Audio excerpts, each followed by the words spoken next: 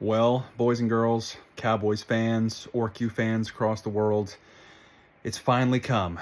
Today's the day. The bad man can't hurt us anymore. The Cowboys season of disappointment and failure is finally over. Jerry Jones can no longer hurt my feelings until probably April when the draft comes. And I'm filming this video before our final game against Washington, which, dear Lord, fucking please lose, help draft position by at least a couple of points. That'd be nice. In Cowboys fashion, I'm sure they'll win, because it's meaningless to win, and then they'll hire Mike McCarthy back. So actually, no. There's probably going to be a couple-day period before they hurt me. And see, even Kirby fell down because he's sad, because he knows that Jerry Jones is a complete and utter failure. And until he is dead or sells the team, I'm sure we're going to be in for a rough ride the next couple years as he becomes more and more senile. I had hope a little. Actually, no, I didn't have hope. As soon as they signed Dak Prescott, I was like, this season's done. So, yeah, I don't know. Maybe we'll reload. Maybe the trend of next year's division winner not being the same for 20-something years will happen. Washington's a fake team. Giants blow. So that leaves the Dallas Cowboys to come and get lucky and win the division next year. And Eagles will hopefully implode.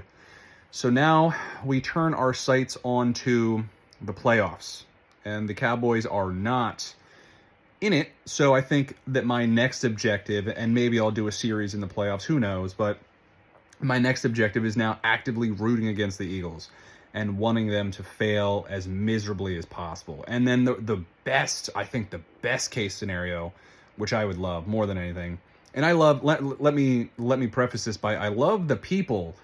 Jalen Hurts, think he's a solid dude, think he's a good guy. Saquon Barkley, like, it's impossible to hate that guy. He's just so nice. Like, he's a cool dude. I wish he was on the Cowboys.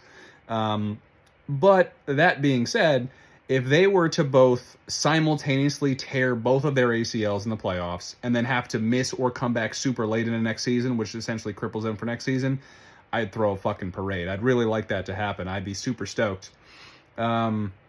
And I don't know if anyone else does this, but just to calm my homicidal rage, I am putting bets on the Eagles to win the Super Bowl. Because I learned my lesson from the last time when they got lucky and got their one and only Super Bowl in their existence because they suck and aren't a good team. And I remember the absolute rage I felt watching them win by pure luck. And I could do a whole video about why it's luck, because there was 2 TDs that weren't actually TDs. And that alone would lose them the game. So there's a bunch of stuff. Let's not get off track here because, dear Lord, I'm already feeling angry thinking about when they won that Super Bowl.